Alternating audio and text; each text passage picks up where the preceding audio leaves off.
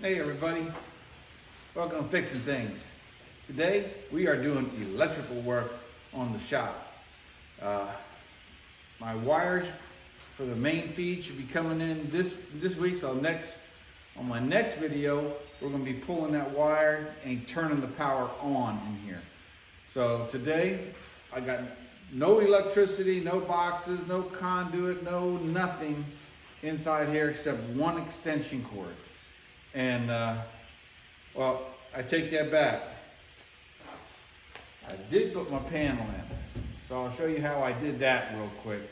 But today we're going to be running conduit and pulling wires and getting it ready for the power to be turned on this episode of Fixing Things with Pastor Bill.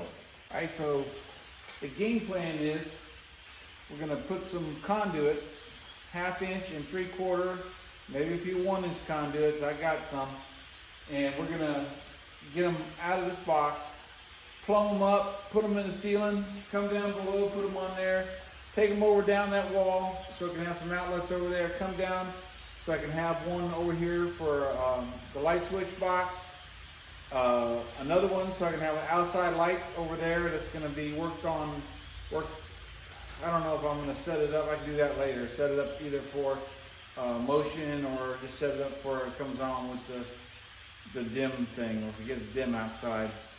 I don't know, one way or the other. Anyways, we're going to come down, put a box here for my generator and another box there for my plasma cutter.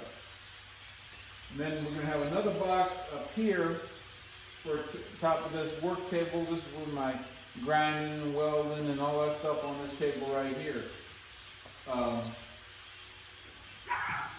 And up out of the box, we're going to come up, go overhead, bend it, and come down the center. And then we'll have an MC wire going down each one of the lights. So that's the game plan. Let me show you what we got done on this panel box so far. Sorry I didn't make a video on it. My computer blew up on me, and I spent all day yesterday fixing it. I should have did a video on fixing Pastor Bill's computer. Had to put a whole new operating system back in it. It was not good.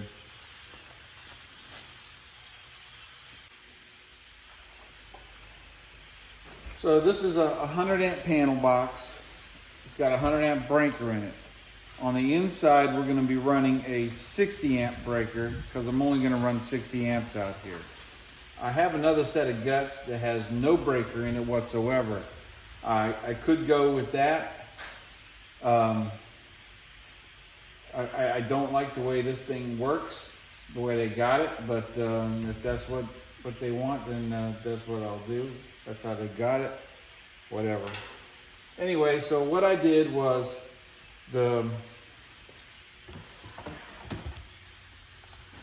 this is where my LB came in through the wall, and a 1-inch conduit, and I mounted it right here, and that got this up close to eyeball level right here by the main breaker. I put some of the channel up in here and just screwed the box right to it. That's it, and it's mounted. I made sure it was level on my Klein's level right there. We're going to be using a lot of Klein's tools today. So we're going to be puncturing holes in the top. He's got this type of box here. I didn't get the Joe Blow Residential. I got one that has the knockouts for like they do on commercial stuff. They're about the same price. And I also have a, like I said, I got a box that has another.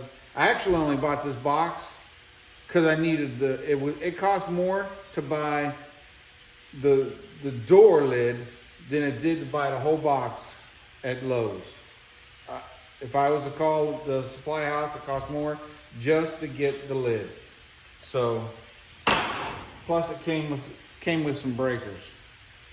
So I'm not afraid of doing this.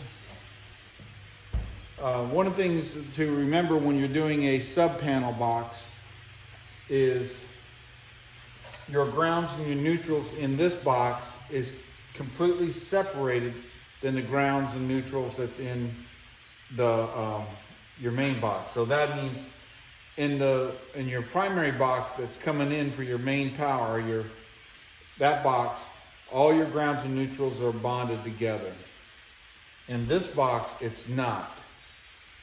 So it's an isolated box.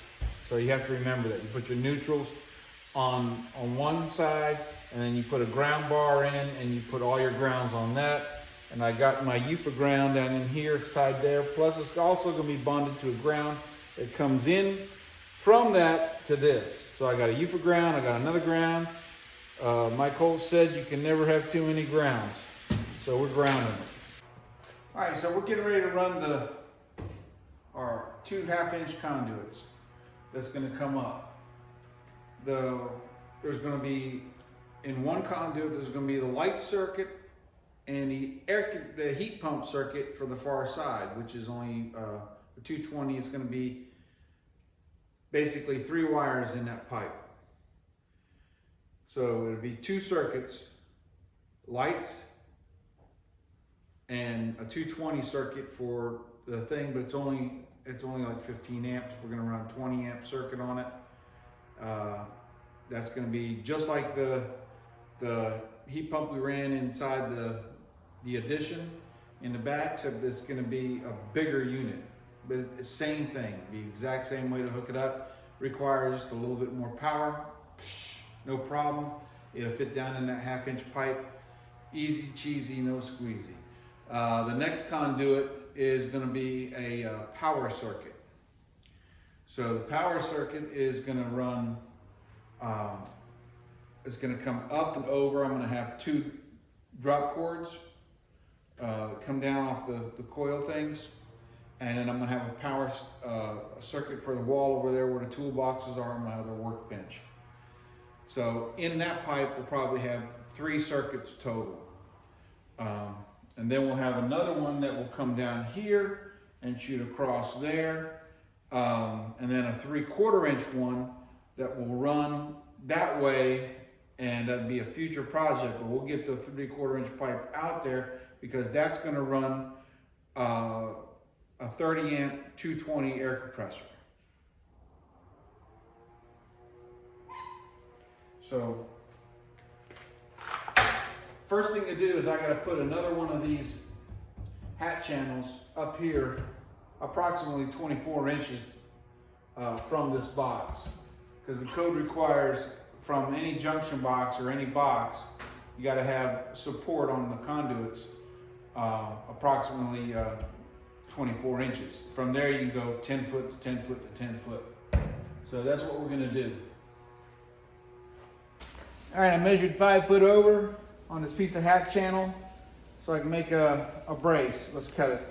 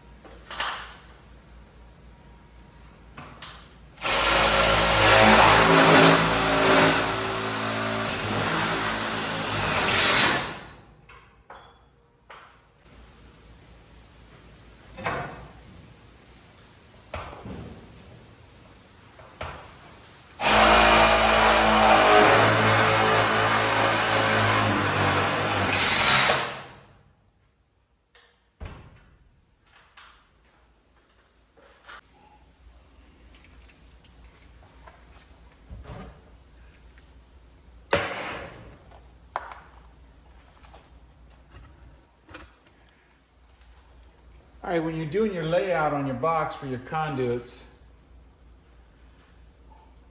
you want to make sure you leave room and don't block yourself out for future conduits and stuff. So, I mean, who knows? I'm probably going to get a lift in here. So I want to make sure that I got room in this box. If I start like this and put it in the center, I'm blocking myself, and my conduits won't look good. It'll be crisscrossing in the ceilings. It'll look like Joe Homeowner did it. So I want to put my 2 conduits right here on the very end.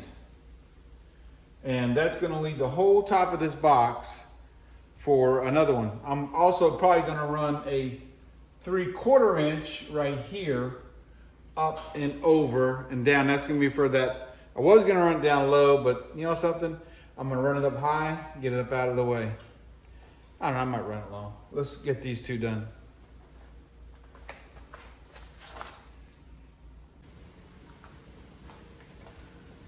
So these little things here, all these little things you see, they're called KO blanks or KOs.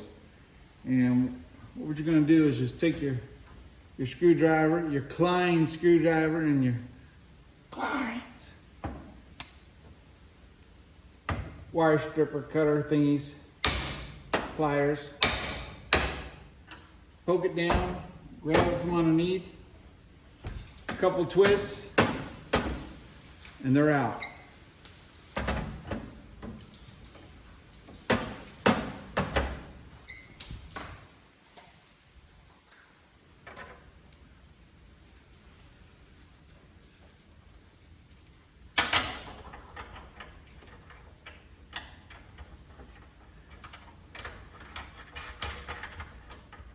People are probably saying, I would just run Romets in here. Well, this is going to get inspected next year. And what I don't want is to do it wrong just to get it done. And actually the price of Romex compared to the conduit and bare wire is almost the same.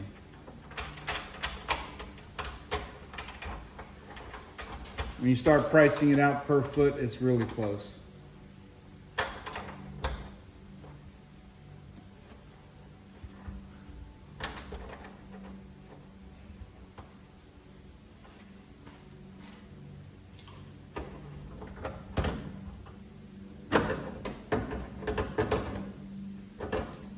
So why don't I run Romex? Because everything we're doing is going to be exposed in here. And you can't run Romex exposed. But you can run your conduit exposed. All right, so the back side of my conduits is approximately a 1/2 inch away from this. I take that back. It's almost 3/4 of an inch. So we're gonna have to put an offset in a pipe when we put these 2 up. So we're gonna do both these conduits, the first 2 conduits exactly the same, and I'll measure my where I need to bend it up there. But we'll get the 2 pieces of conduit and put my 3/4 inch offset on it, and it's gonna go and then go straight up, and then this is a 412 pitch, so we'll figure out that pitch here in a minute.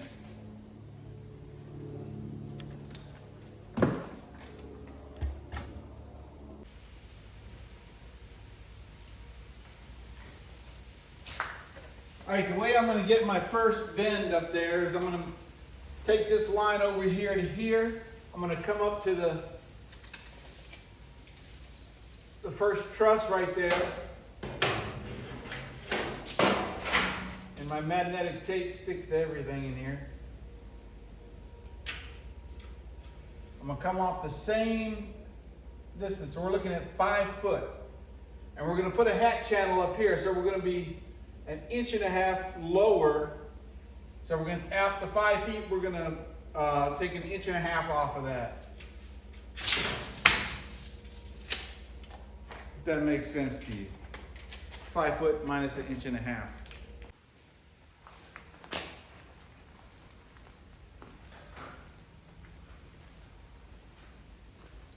All right, so we're going to put the offset on it first. And then we're going to measure out the bend. So I like making my stuff all the same, all the bends at the same spot. So we're gonna come up with a mark at 6 inches.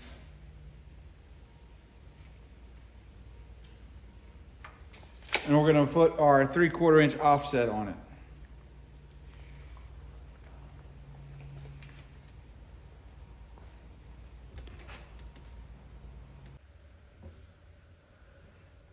So now you can see that both my offsets are exactly the same.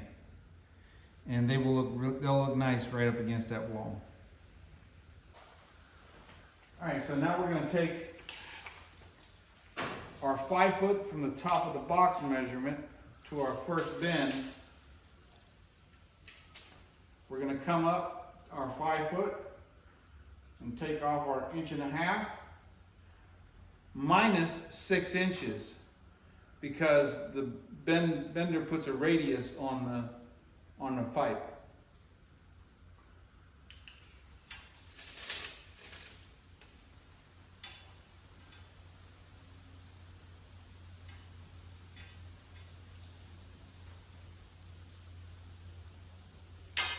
And this is where we'll put the bender's arrow on this bottom line.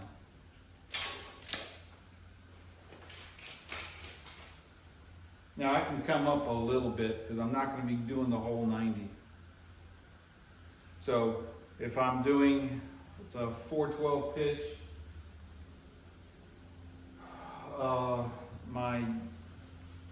it's like a 22.5. That's 0.22 or so of a 90. I could probably come up a good inch on that, and that's probably what we'll do.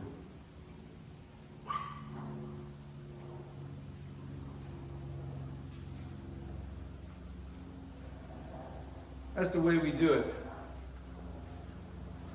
Now some guys, they go all out and do all kinds of special measurements, but once you've been doing this long enough, you just kind of figure it's kind of this, it's kind of that. You kind of take the half in between, you kind of do it and you eyeball it and go at it. And some guys, they've been doing it so long, they hardly ever even take measurements anymore. They got their little tricks.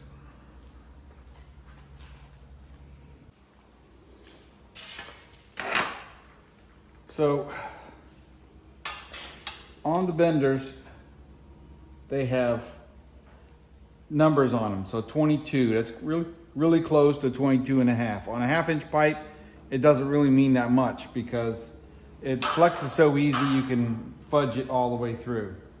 But when you're bending a pipe, you start from one end, like we're starting at this end here is the panel box, and you always bend in the direction you're going. So we're going to put that arrow on that mark that we made, the shorter mark. I almost messed it up.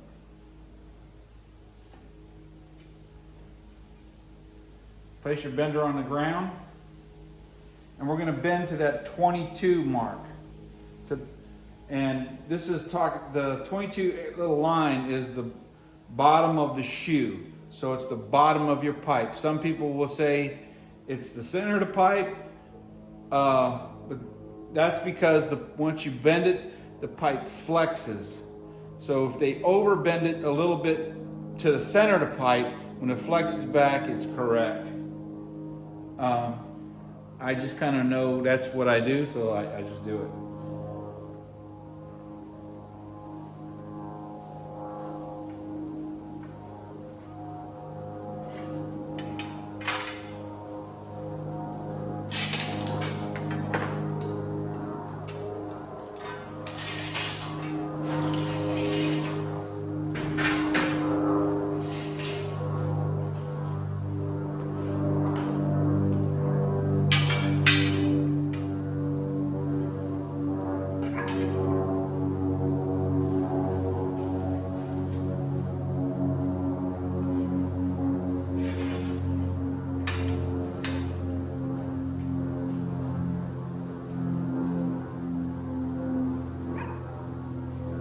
I think I just bent that one wrong.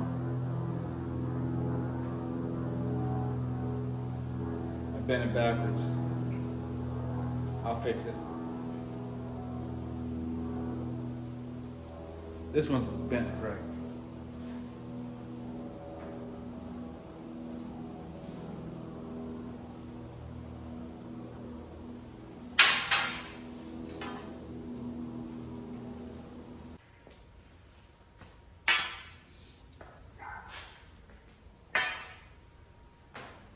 All right, so I did make a mistake. It is 22 and a half, but it's 22 and a half in another direction.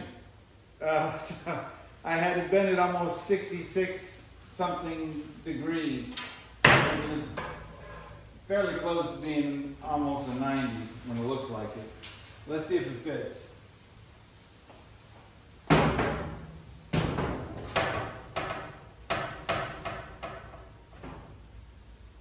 Little too much.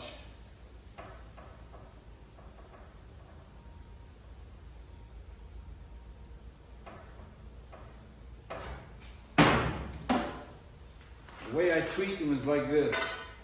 Stuff bends fairly easy.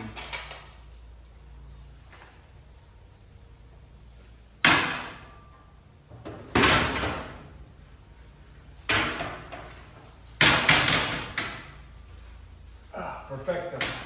Let me bend my other one.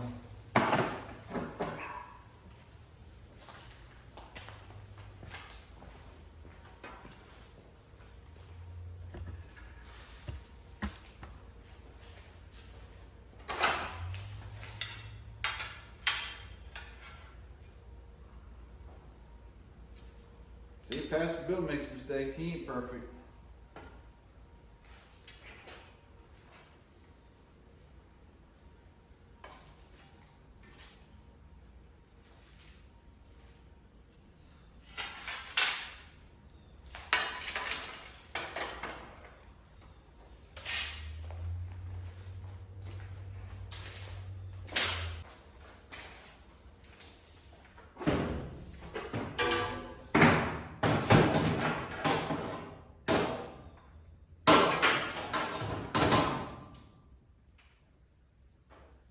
All right, so now we're gonna put a couple straps on it.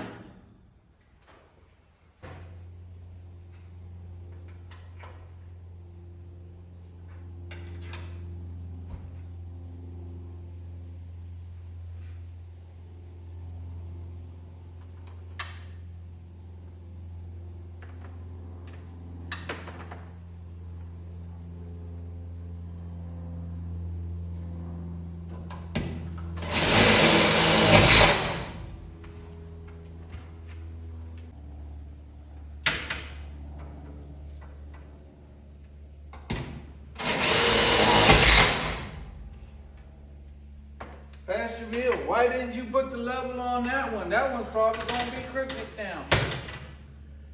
I just watch my gap. I use my eagle eye.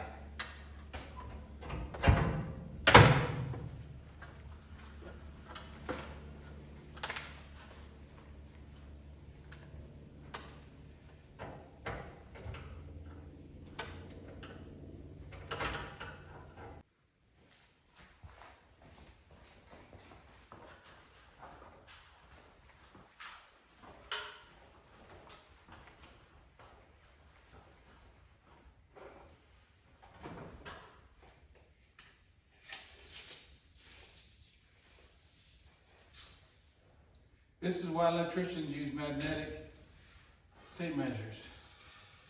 He's 7 foot. I'll put a 90. This first one is going to be for my, well, I can do it on my other one too.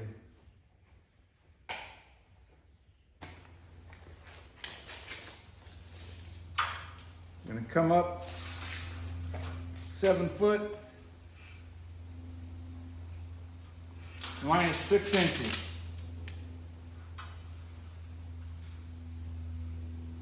We're going to bend a 90.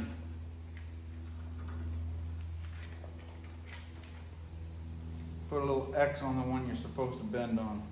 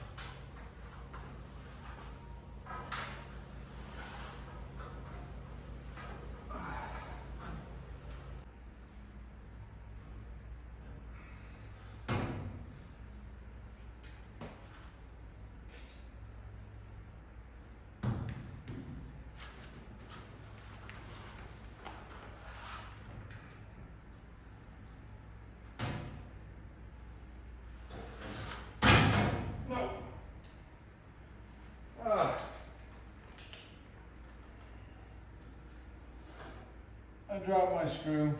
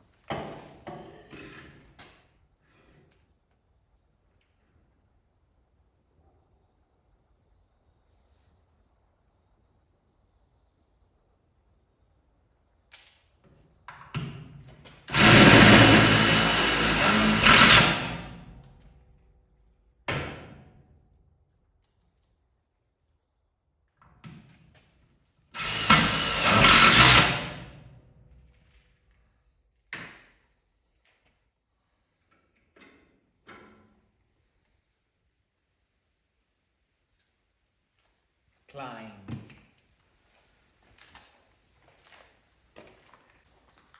All right, that's going to be it for fixing things today. I no longer can see. I got quite a bit done. I got the lighting circuit all in. I got it all the way down to the door. I got me a power circuit run. So when I pull the wires next week, I should be able to get at least some electrical in here, so I can break, run some lamps or something while I'm working. And I can pull the wires. I can hang temporary lights from the circuit above. I forgot to put a box in for my ceiling fan. I'll just run a little short conduit and put the box in that way. Let me show you what we got done.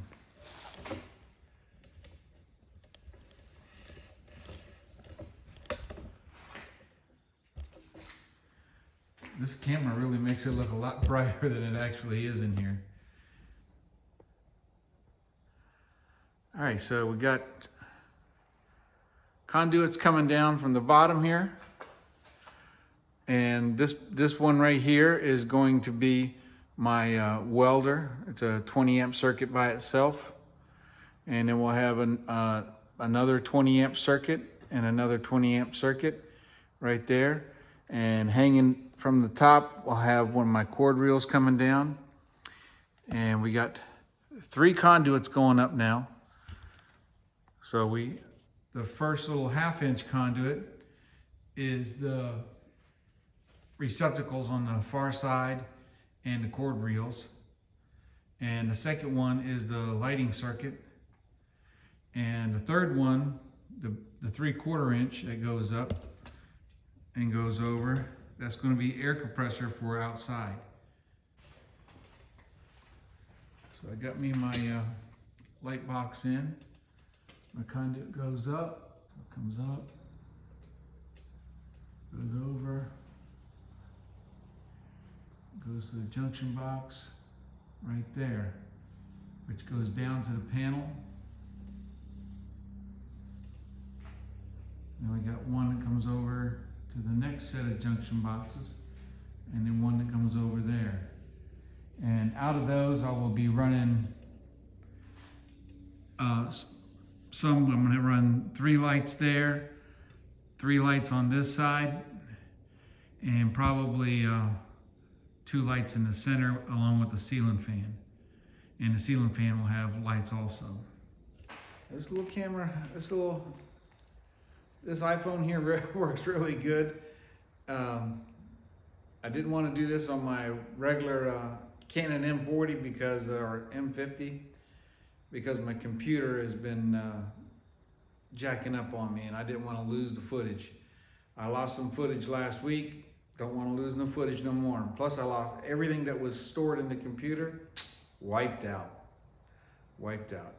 So, because I had to put a whole new operating system on the hard drive.